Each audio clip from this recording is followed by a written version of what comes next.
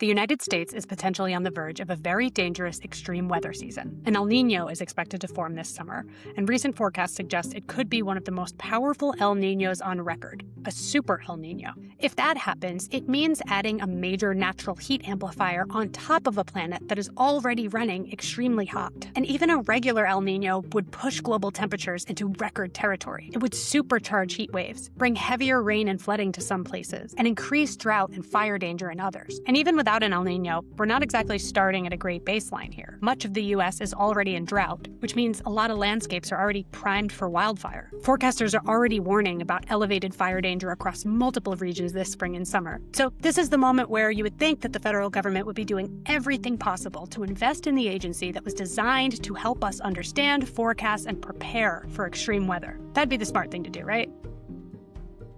Well, guess what? That's not what's happening. Last week, the Trump administration released a proposed budget that would cut the National Oceanic and Atmospheric Administration, or NOAA, by 26%. Trump's proposed $1.6 billion cut would eliminate funding for NOAA climate, weather, and ocean research labs, eliminate grants that help improve rainfall and flooding prediction, and cut the Integrated Ocean Observing System, which is our national system for monitoring what is happening in the ocean, where hurricanes strengthen, and where coastal flooding begins. So why is this happening? Why would the Trump administration want to weaken weather forecasting at a time like this to save $1.6 billion?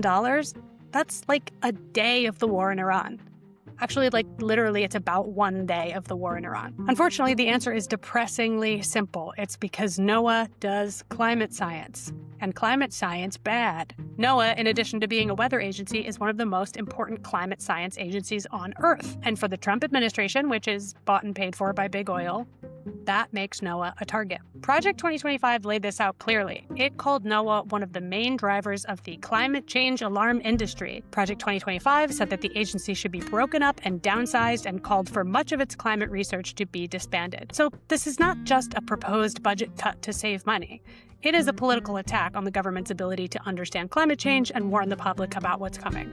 Period. And the wildest part is that NOAA's own administrator, Neil Jacobs, went before Congress and defended these cuts. Lawmakers, both Democratic and Republican, asked him whether cutting NOAA this deeply was really a good idea. And Jacobs said, yeah, I think it's a good idea. I don't think we're accepting any more risk. My guest today does not buy that for 1 second. Craig McLean is the former acting chief scientist at NOAA. He served at the agency for decades, including during the first Trump administration. You may remember Craig from Sharpiegate, the 2019 scandal where Trump falsely claimed that Hurricane Dorian was on its way to Alabama, and NOAA leadership backed Trump over its own forecasters who said differently. At the time, Craig was acting chief scientist, and he objected, and he filed a scientific integrity complaint against the NOAA leadership that backed Trump. He was then, of course, quickly removed from his position as acting chief scientist. Craig wrote a recent post for the SciLight Substack, warning that Trump's proposed budget for NOAA is not streamlining, it's sabotage. So I asked Craig to come on the podcast and talk about what these cuts would actually do, why Neil Jacobs' defense of them was so alarming, and what Sharpiegate revealed about political interference in science. Here's my conversation with Craig McLean. Thank you for being on the podcast. My pleasure indeed. NOAA, I think, is not really a household name so much as like the EPA or the Department of Defense. Can you give us just like a 2-minute breakdown of what this agency is and why Americans should care about it? NOAA was created in 1970, and the purpose for the agency was threefold. Number one was fisheries and the marine environment, to know and understand the marine environment, protect it, manage it well. Number two, forecast the weather. And that activity has continued to develop with more advanced skill since those days. And number three was to understand the interaction between the ocean and the atmosphere. And today we know the result of that study, 50 plus years of study, and it's what we understand as climate science today. We understand the air and the atmospheric interaction. We understand how each forces on the other, the air and the ocean pushing against each other. And that's climate science. So NOAA was the first agency to develop a climate model. A Nobel Prize was awarded for that. NOAA today has the best climate model in the world. My European friends tell me that. So we have basically achieved those missions, but you don't stop when you achieve the mission, you keep going. Now, why does the public need to care about that?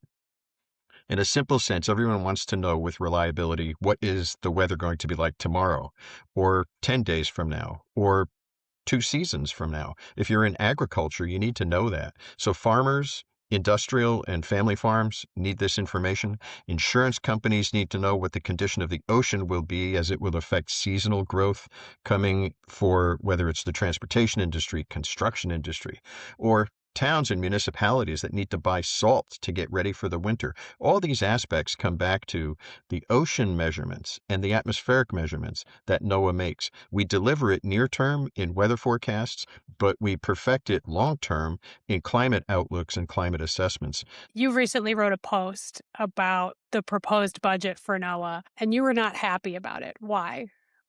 Well, it's ludicrous. A federal agency that is so necessary to serve the economic security, the physical security, the environmental security of our citizens and the resources of our nation, to not have sufficient funding there, as we historically have not had sufficient funding to fulfill all of NOAA's statutory objectives that we have been given by Congress.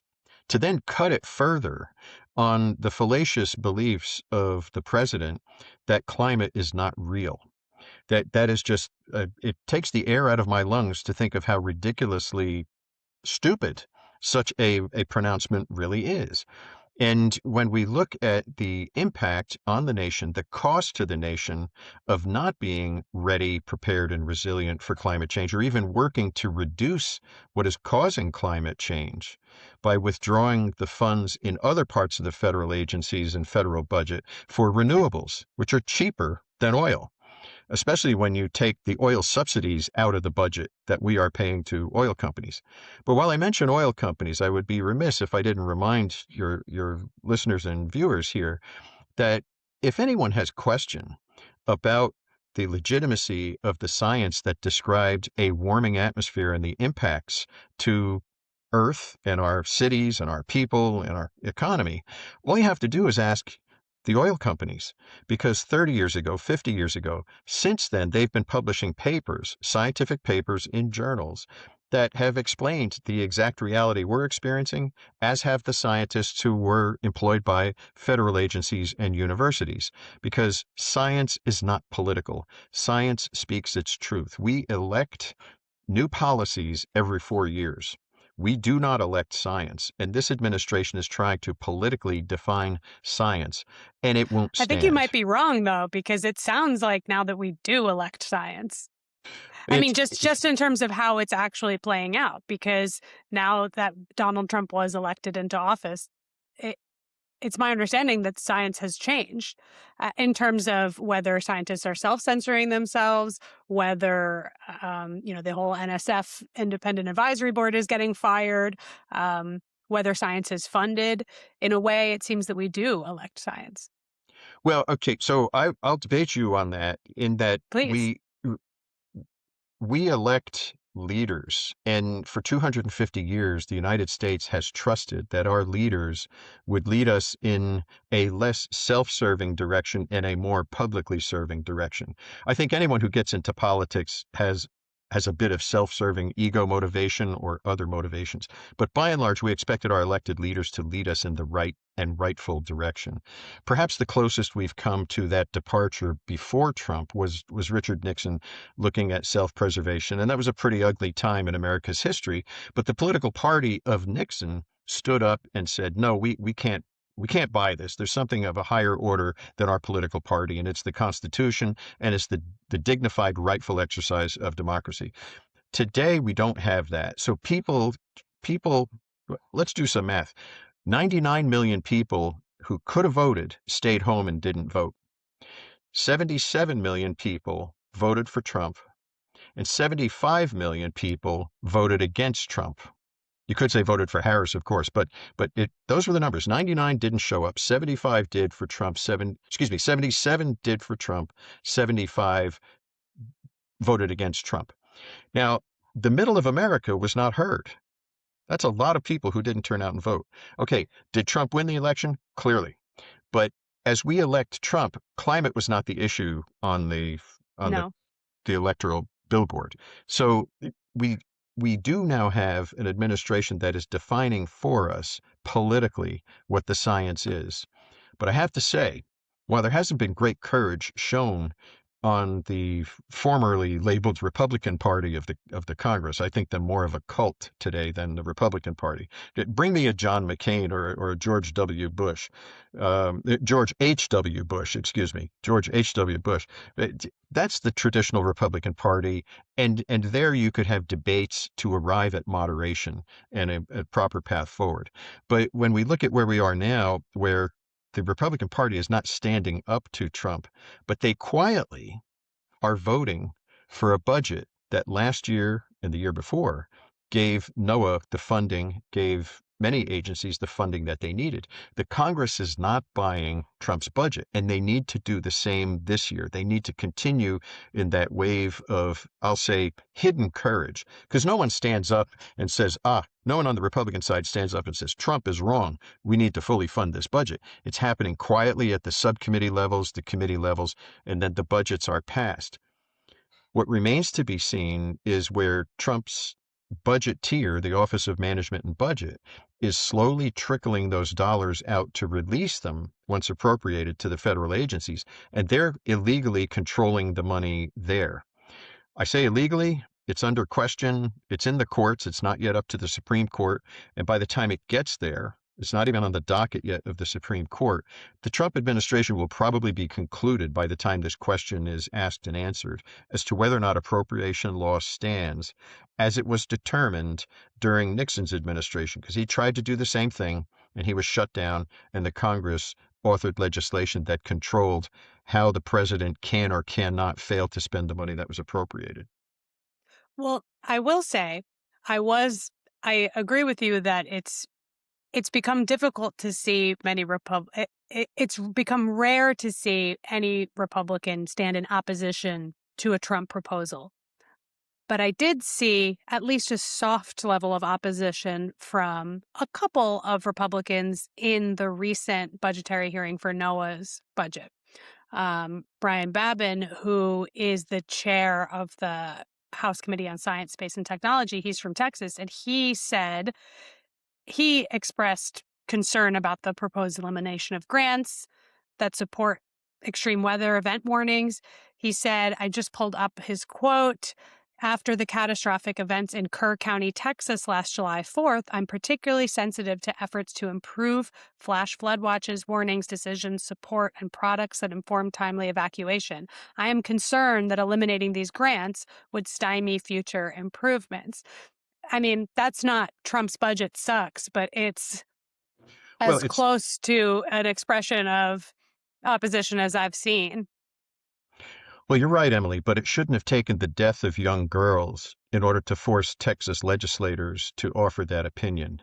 And that opinion should have been lent a long time ago by so many Republicans, as has been lent by the other parties, the people in the other parties and independents. I'll just say, for the record, I'm an independent. I have voted Republican. I have voted Democratic. I'm an independent, and I chose that to be my safe ground as a career federal servant.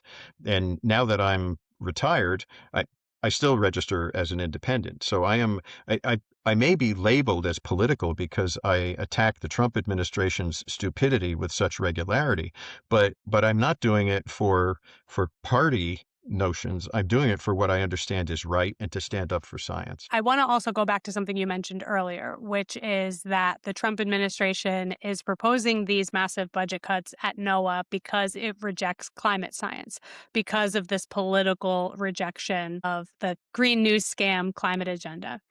What makes you think that this was a political consideration? Just understanding how the budgets are made. NOAA does not sit in isolation, nor does EPA or Interior or any other agency sit in isolation and bottom up describe to the president what they need in order to execute the mission. It comes top down. There's a number that's established within which the agency has to create its budget. So NOAA being oppressed as early an indication as we saw in Project 2025, it was pretty clear that there was going to be a suppression of the NOAA budget. So Dr. Jacobs does not get to make the NOAA budget. Dr. Jacobs gets to fill out the blanks within a number that's provided to him from the Office of Management and Budget. That's the president's budgeteer. And then a budget is sent over to Congress, the president's budget in total, that has those numbers in it.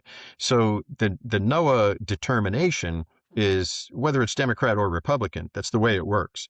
And it's just a question of where do we put our equities measured in dollars and the productivity of those dollars for mission into the rather widely distributed component of NOAA's budget. That said, anyone who sits in Neil Jacobs' chair in a Trump administration who has any modicum of scientific training has to know the rather fallacious nature and the falsehoods that are being bandied about by Trump and his White House. The question then is, when do you decide you've passed your red line? I can't stand for this.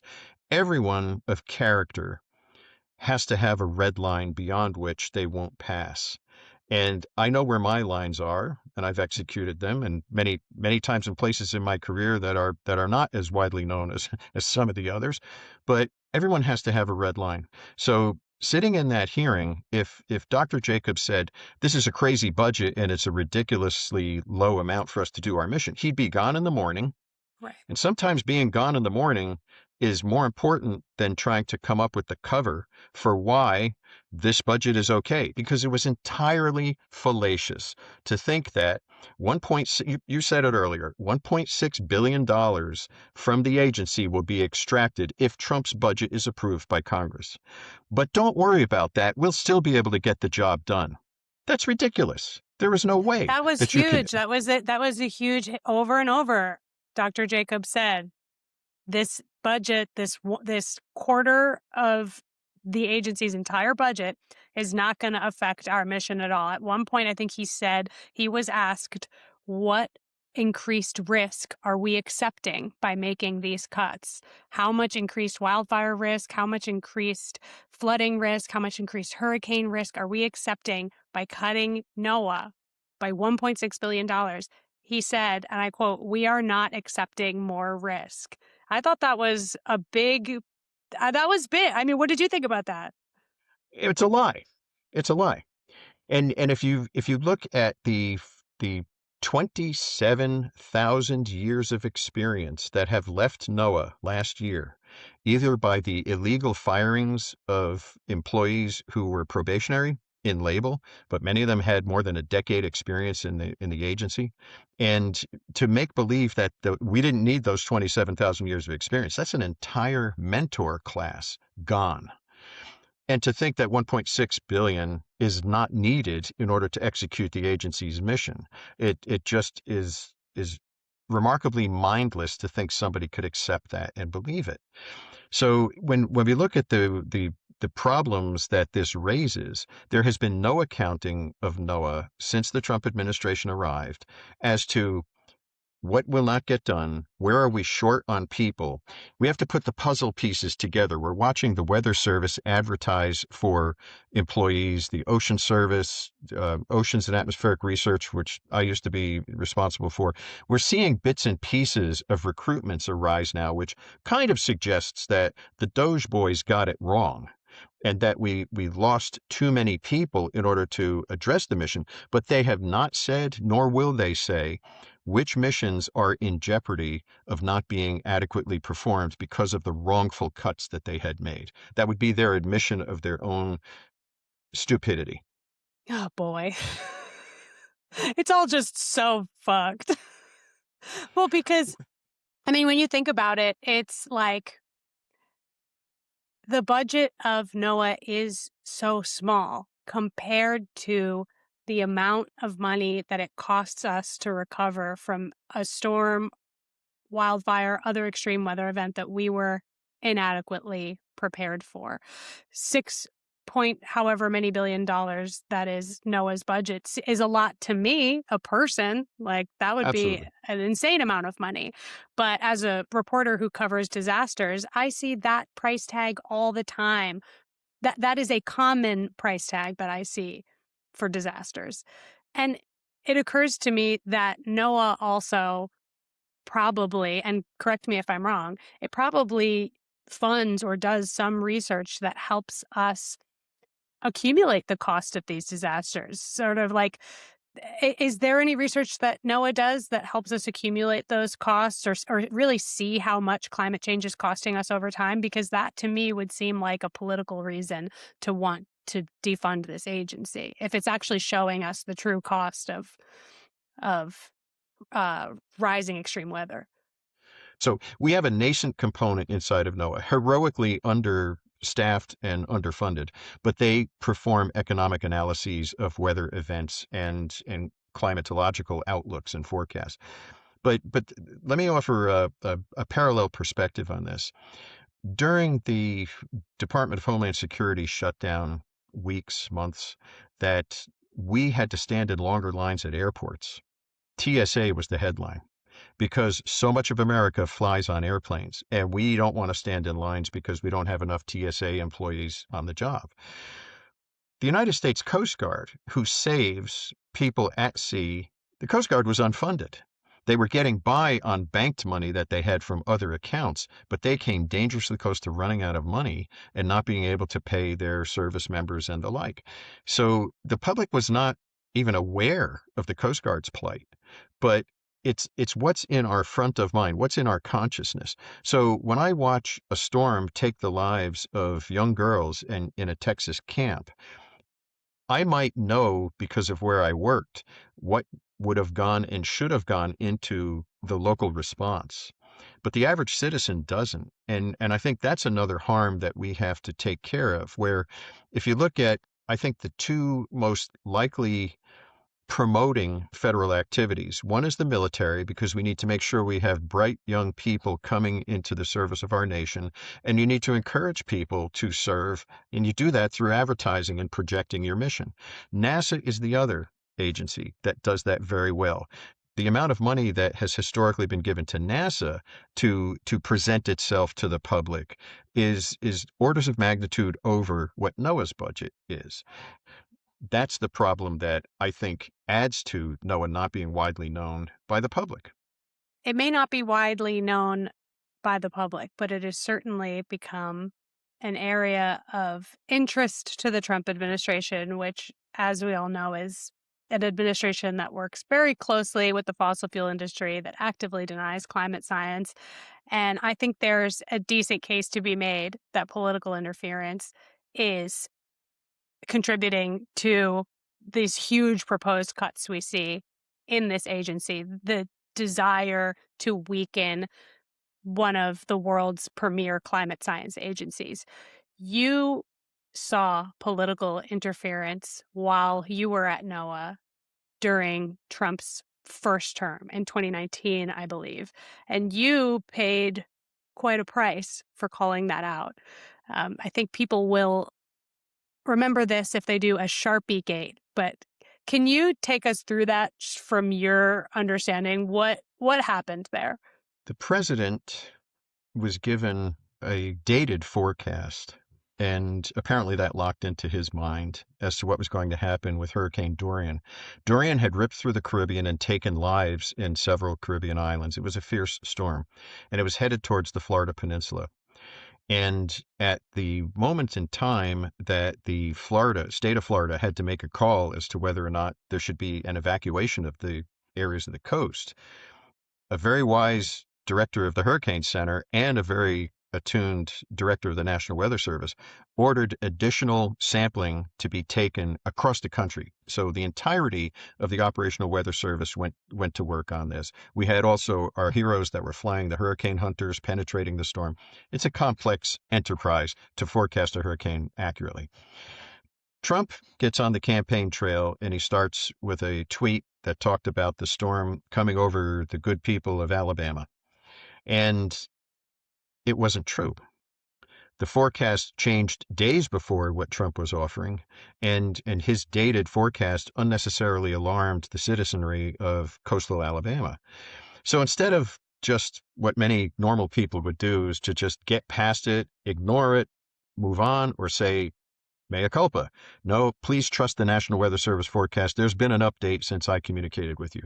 But the psychological profile of this man is rather well understood. There's no way that he's going to reverse himself. So on we went, and in order to further substantiate the lunacy of his forecast, where apparently he drew with a Sharpie on the forecast map that the National Weather Service had prepared, NOAA's National Weather Service, he drew the extension to show an area of impact in Alabama, which was not real, was not true.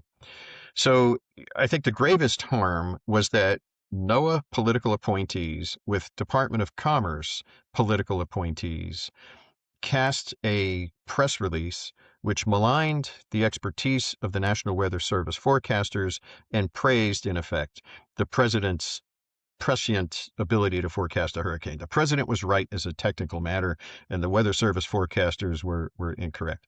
I thought this was So absolutely... what you're saying is he drew, this is where the hurricane's going to go. Everyone said, NOAA said that's not right. And then, or the local service said that's not right. And then NOAA itself put out a press release that said actually the president was right. That's correct. That's correct. So effectively what NOAA did, and by the silence of the people who were in that room and were politically appointed to be there, no career people were in that room at the time of the making and the writing. In fact, the careerists who were there were thrown out of the room. I was not one of them. I was not involved in this.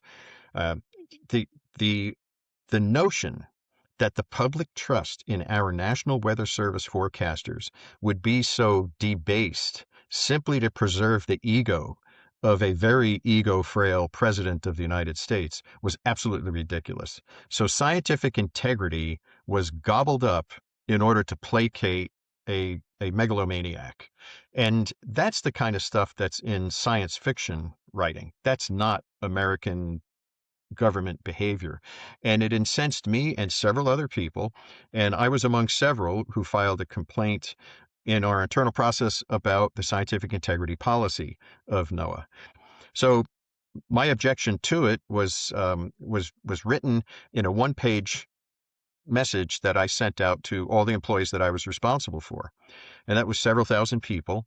And when you send something to several thousand people, the media can get a hold of it, and the media did. So folks asked me if I wanted to be interviewed on the cable networks and the like, and I said, no, I'm a federal servant.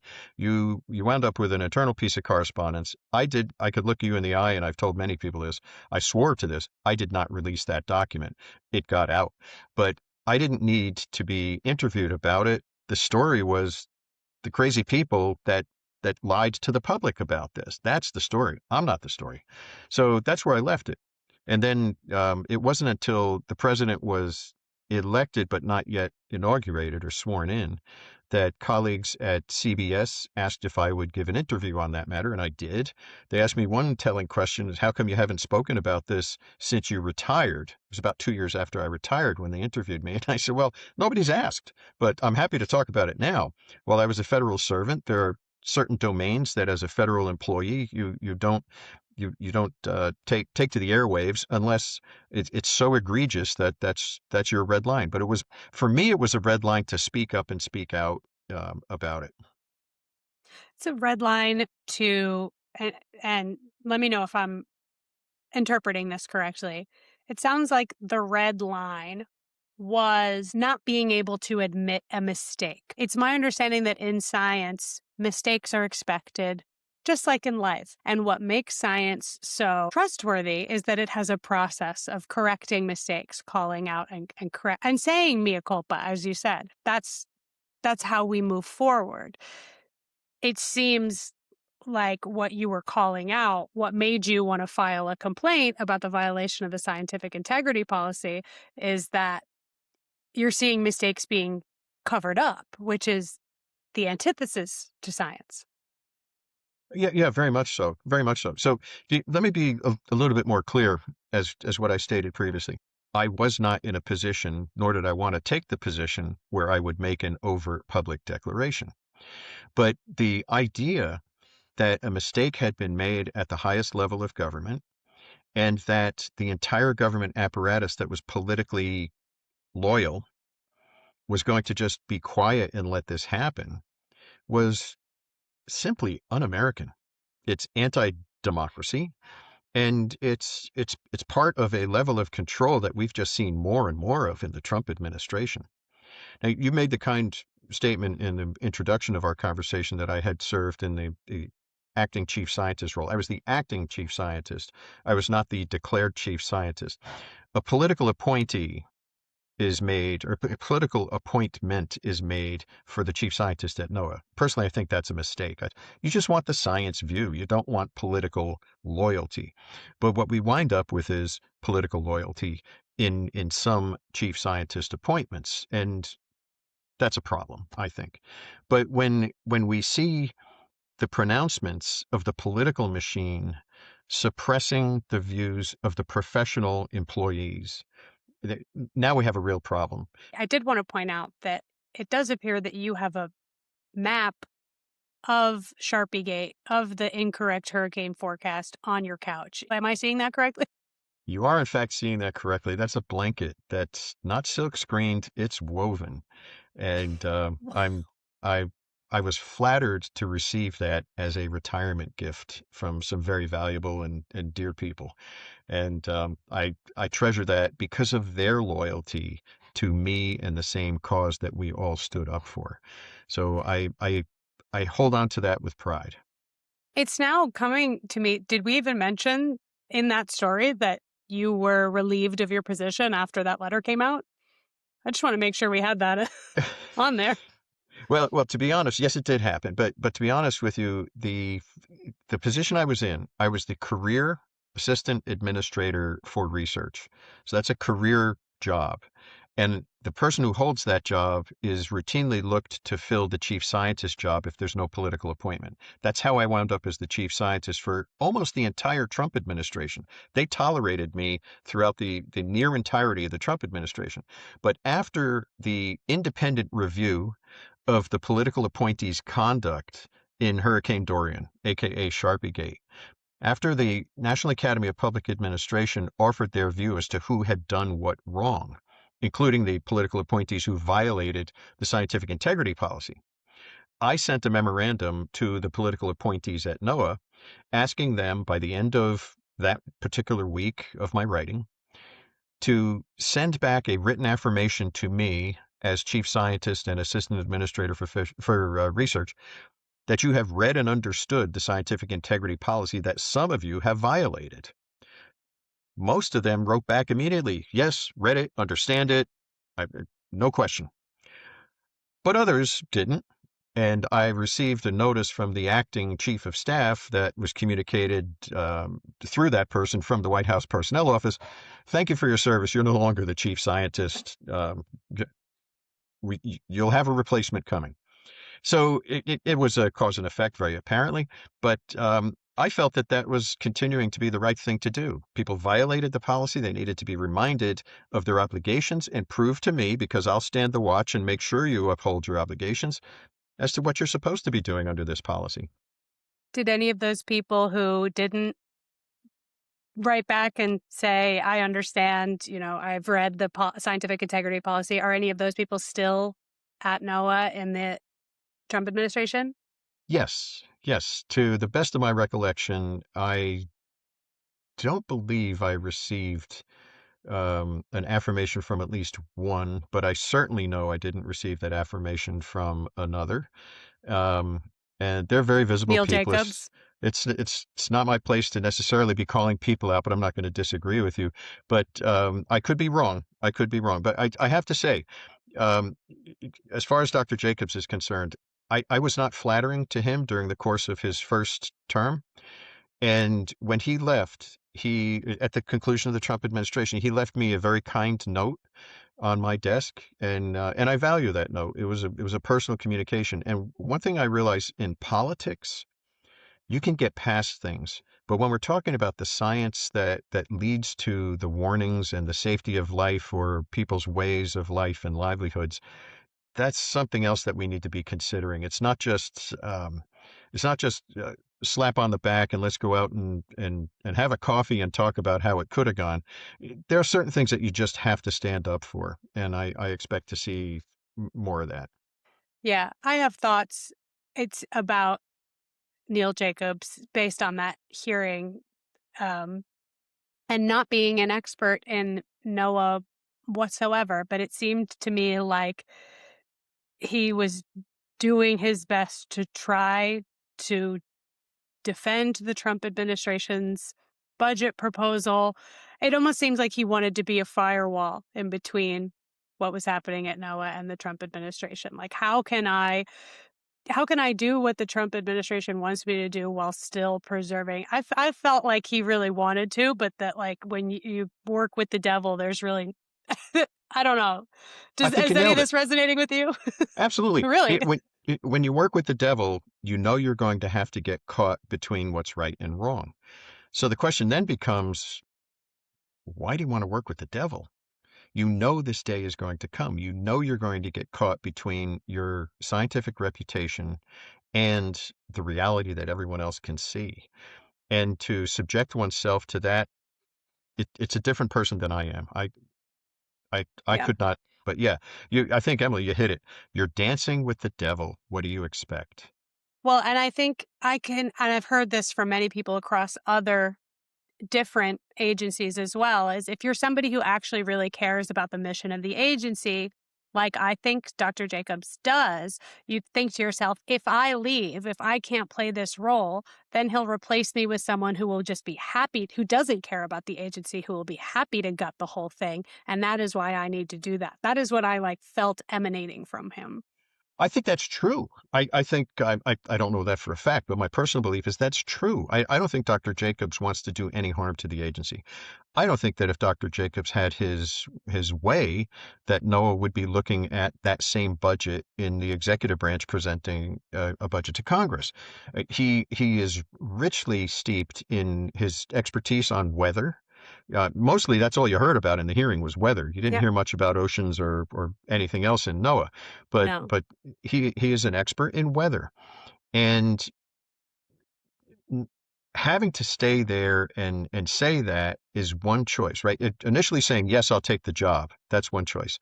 But then the second choice is knowing when you need to punch out and not do it. Now, the idea of some maniacal individual coming in behind someone who's trying to put the brakes on and hold a line, which I do believe he's trying to do, is you got to ask yourself, are we perpetuating a bad state or are we advancing it further?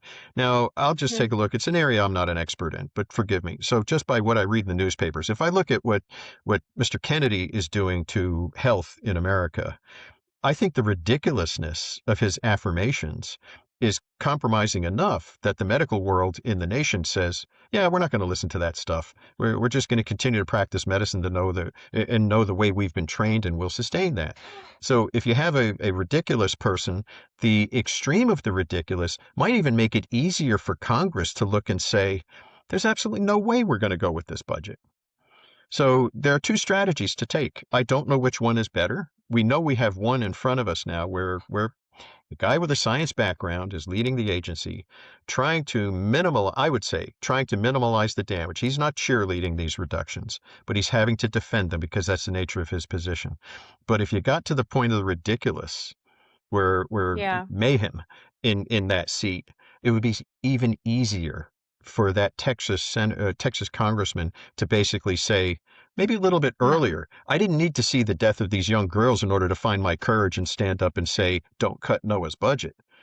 I appreciate that the man did. I will say that. But maybe it could have happened earlier. So heroically staying in the tumult of the devil, I'm not sure I see that as the single path to the recovery of a full, firm, funded NOAA with the 27,000 years of experience not having to be home now. Instead, they could be on the job further protecting the people of America. I think that's a decent point, that giving this the sheen of legitimacy actually might be perpetuating it further. Rather, if you give it into the hands of an absolutely ridiculously cartoon evil person, it becomes easier to oppose. I think that's a good note to leave it on. Craig, thank you so much for joining us. Thank you, Emily, very much. Thanks to you and your whole team. I appreciate what you do. All right, that's all I got for you today. If you found this conversation valuable, we would so appreciate if you liked and subscribed on whatever platform you're viewing it from. If you really want to support our work, the best way to do that is to find us on Substack. That's the only place you can find my writing, and it's also the only place that we accept subscriber money. We are a 100% reader-funded operation, and your support is what allows us to keep doing independent climate accountability journalism and interviews like this without corporate sponsors, without billionaire owners, and without fossil fuel advertisers. So you can find us at heated.world or just search Heated on Substack. Thanks for watching, and I'll see you next time.